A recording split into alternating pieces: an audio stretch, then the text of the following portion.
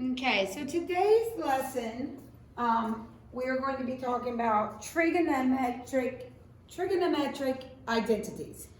And we have some formulas, I guess you could call them, some identities that we need to learn what they are before we can learn how to use them. So in the beginning of your notes that you hopefully went ahead and printed off, if not, you can handwrite these. And actually, if I taught this in class, I would have had you handwrite these notes, because the best way to commit these to memory is to not only read them, talk about them, but to also write them down, so you're committing them to memory, because these are things that you'll want to be able to recall without your notes in front of you. The first are the reciprocal identities. We've already seen these this year. The fact that cosecant is the reciprocal of sine. So cosecant, we already know this. This is how we learned to put this in the calculator. So cosecant is equivalent to 1 over sine theta. And we know that secant is equivalent to 1 over cosine theta. And we know that cotangent is equivalent to 1 over tangent theta. So nothing new there. We know that already. Quotient identities we've also talked about this year. The fact that tangent is equivalent to sine theta divided by cosine theta. And that would mean cotangent then would be equivalent to the reciprocal cosine theta over sine theta. So far, nothing new. We know these. We're going to see in a little bit how we can use them. But then we get to our Pythagorean identities. These are new. And these are the relationship. The main one that you're going to want to know and commit to memory is this first one. You will see it frequently as you move through math courses in high school. And it's cosine squared plus sine squared equals 1. And where does this come from? Well, this comes from the unit circle. What do we know the radius of the unit circle is? It's a radius of 1. Okay, so this has a radius of 1. We draw our diagonal, the radius is 1. This is my x and my y coordinate. Well, on the unit circle, what's equivalent? So we would go, let me use a different color. We would go x units on the x-axis, y units up. There's my x, there's my y. What did I just create? A right triangle. What's the relationship between x, y, and 1? The Pythagorean theorem. We know x squared plus y squared equals 1 squared, and 1 squared is just 1. But in terms of trig on the unit circle, what did we learn about x and y? That's right, x always equals cosine theta, y always equals sine theta. So in place of x and y, I can substitute cosine theta squared plus sine theta squared equals 1. And the way I've written this notation, cosine theta squared, and the way I've written it here, cosine squared theta, they mean the same thing. So when you see cosine theta all squared, or when you see cosine squared theta, these mean the same thing. This means that this is cosine theta squared, and this sine squared theta means the same as sine theta squared equals 1. So it comes from the Pythagorean theorem. This is the big one you want to memorize. Cosine squared plus sine squared equals 1. You want to commit that to memory. You might see that identity in other forms. You might see the fact that cosine squared theta would be equivalent to 1 minus sine squared theta. All I did was move the sine squared over to the other side. Or you might see the fact that sine squared theta is equivalent to 1 minus cosine squared. You might even see this. Cosine squared theta minus 1. I'm going to move the 1 over here, which means I move the sine squared to the other side, and it becomes negative sine squared theta. So you'll see this formula in lots of different forms, and you need to recognize when you have a cosine squared and a sine squared that can be added together, they always equal 1. So where do the other two come from? Well, this first formula comes from taking this original one that you're all going to commit to memory tonight while you do your homework. This comes by dividing everything by cosine squared. So if I divide this by cosine squared, I divide this by cosine squared, and I divide this by cosine squared. Well, what is cosine squared divided by cosine squared? It will be 1. We divide it by itself. There's my 1. What is sine over cosine? We know sine over cosine is tangent.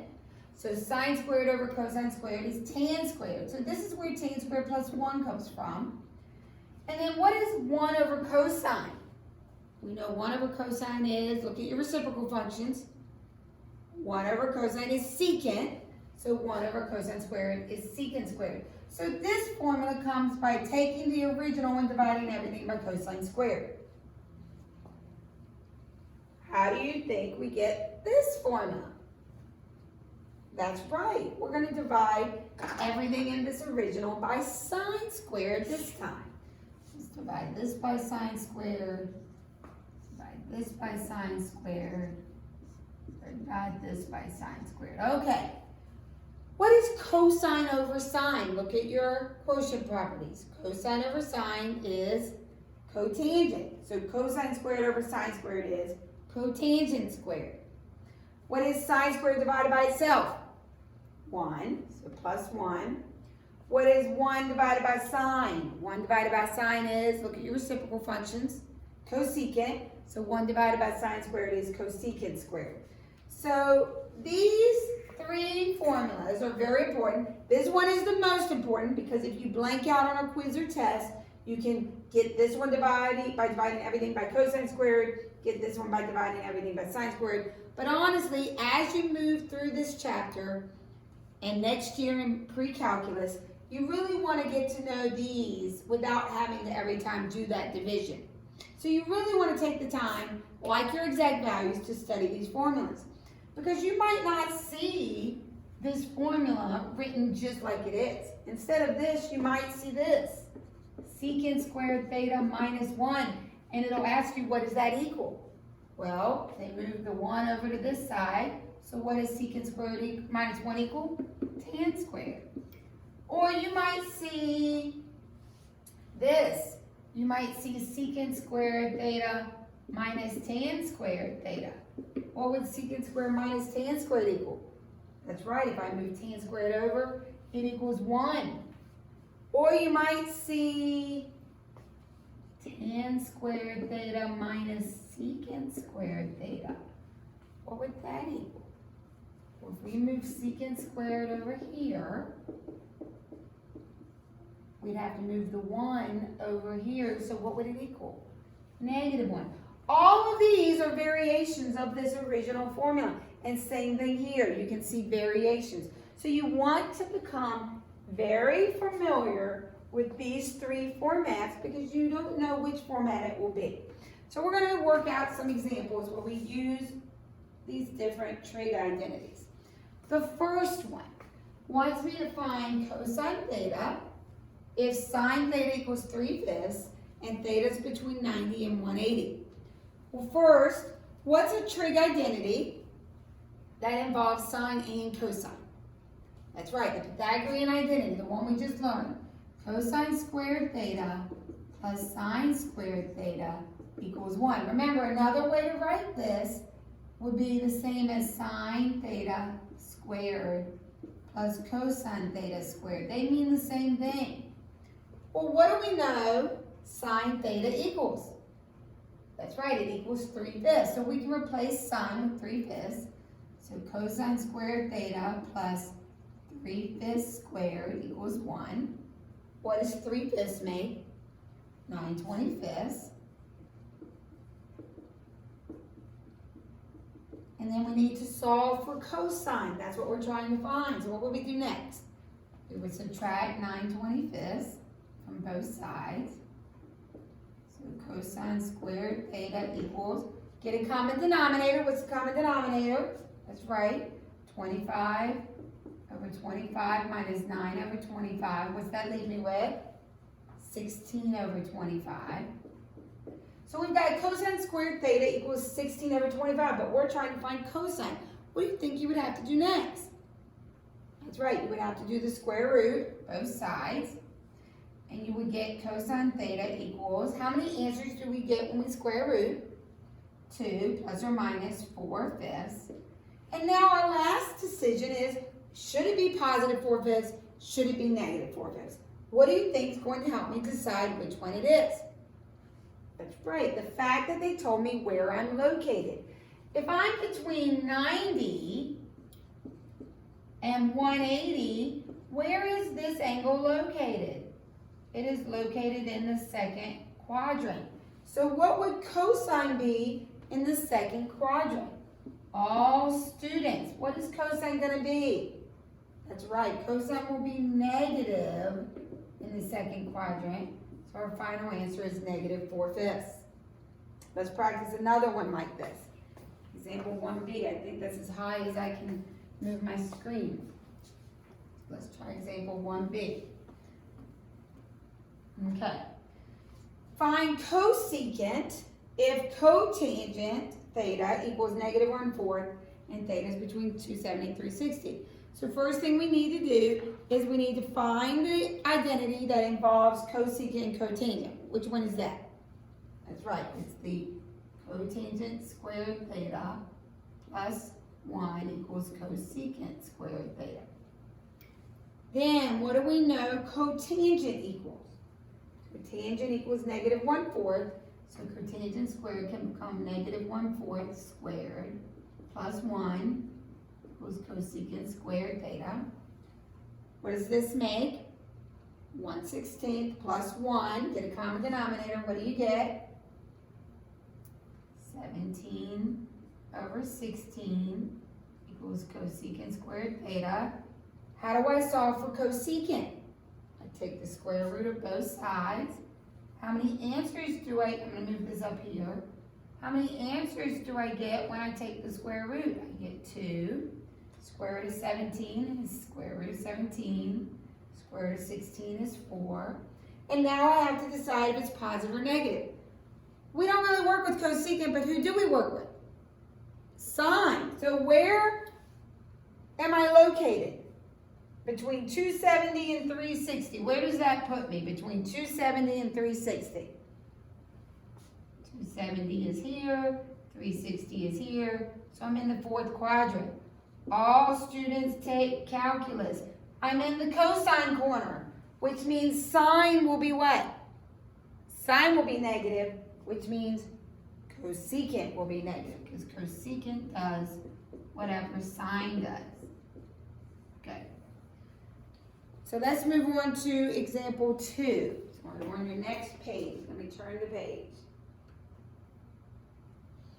So besides solving equations like the last two examples, the other thing you have to be able to do with your trig identities is to simplify some expressions. This is especially going to help us as we move through the next few sections. We're going to be adding on other formulas so that we ultimately get to section 7, which our ultimate goal is to solve an equation. So this is going to help us learn to simplify with these equations. We're going to add more equations, and then we're going to get to ones that we're not just simplifying, but we're actually solving. So for this first one, it says to simplify cosecant squared theta minus cotangent squared theta, all divided by cosine. So the first thing you want to look to see is there a formula anywhere in our formulas that involves cosecant squared and cotangent squared? That's right, the first, or the bottom Pythagorean identity. We know that cotangent squared theta plus 1 equals cosecant squared theta. So how does that help me in this problem? What have they done from here to here? They have moved the cotangent squared over here by subtraction. So you get 1 equals cosecant squared theta minus cotangent squared theta. So what can I replace this with? What does this equal? That's right, this equals 1. So we end up with 1 over cosine theta. 1 over cosine theta, look at your reciprocal identities. What do we know 1 over cosine theta equals? That's right, secant theta is your final solution. Good. When you're done, you should be left with a simple trig function like this. You shouldn't be left with a fraction. You shouldn't be left with a whole bunch of things being added. Our goal is a simple singular trig function. So let's look at B. So we've got tan squared theta times cosecant squared theta minus 1 all over secant squared theta.